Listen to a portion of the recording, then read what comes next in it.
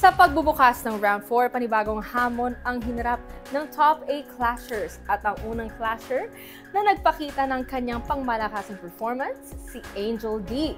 Ating balikan ang kanyang performance.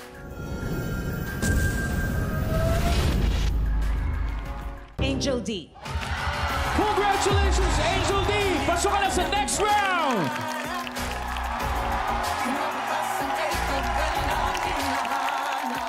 Performance ko kanina, sobrang emotional. Kasi naalala ko yung daddy ko.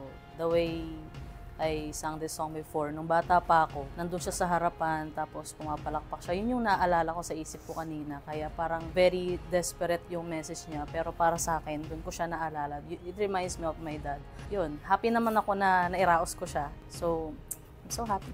Nung ako yung pinili ng randomizer, nakakagulat. Kasi hindi ko in-expect na mauna pala ako. So, sabi ko na lang sa isip ko, nagdasal na ako. And then, pinaka-last words ko, God, I commend you my spirit. Isinurrender ko sa kanya yung sarili ko, sabi ko, ikaw nang bahala sa akin.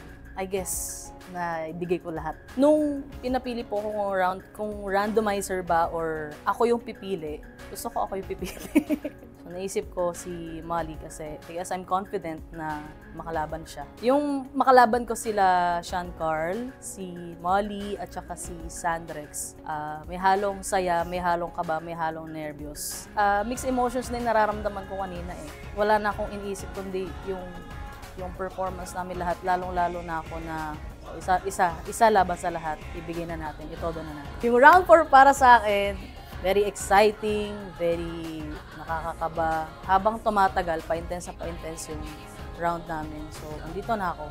Kaya, itodo na natin para sa pangarap.